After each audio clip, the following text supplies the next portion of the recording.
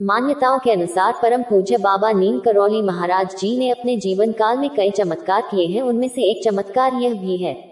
Bullet proof कंबल, आइए जानते हैं।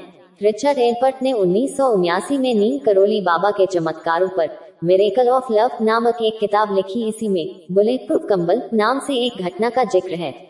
बाबा हमेशा कंबल ही ओढ़ा करते थे। आज भी लोग जब उनके मंदिर जाते हैं तो उन्हें कंबल भेंट करते हैं। इसी कंबल की एक कहानी है।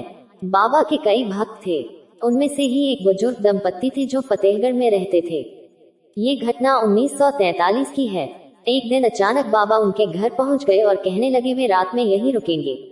दोनों दंपत्ति को अपार खुशी तो हुई, लेकिन उन्हें इस बात का दुख भी था कि घर में महाराज की सेवा करने के लिए कुछ भी नहीं था। हालांकि जो भी था उन्होंने बाबा के समक्ष प्रस्तुत कर दिया। बाबा वह खाकर एक चारपाई पर लेट गए और कंबल ओढ़कर सो गए।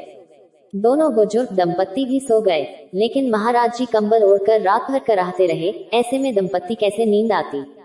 वह भागकर बाबा जी के पास पहुंचे और आपस में बोलने लगे, पता नहीं महाराज को क्या हो गया, जैसे कोई उन्हें मार रहा है। जैसे तैसे कराहते कराहते सुबह हुई। सुबह बाबा उठे और चादर को लपेटकर बुजुर्ग दंपत्ति को देते हुए कहा, इसे गंगा में प्रवाहित कर देना, इसे खोलकर देखना नहीं देखना। दोनों दंपत्ति ने बाबा की आज्ञा का पालन किया।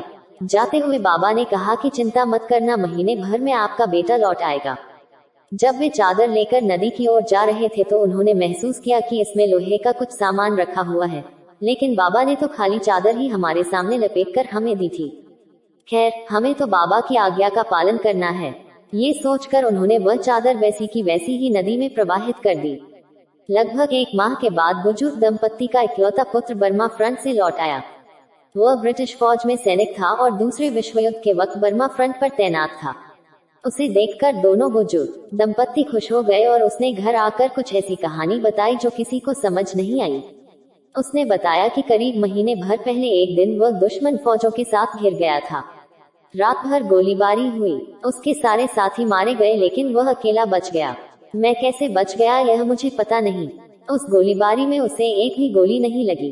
रात भर वह जापानी दुश्मनों के बीच जिंदा बचा रहा। सुबह जब और अधिक ब्रिटिश टुकड़ी आई तो उसकी जान में जा आई। ये वही रात थी जिस रात नीम करौली बाबा जी उस बुजुर्ग दंपत्ति के घर रुके थे। बुजुर्ग दंपत्ति समझ गए कि बाबा रात भर क्यों कराह रहे थे और कंबल में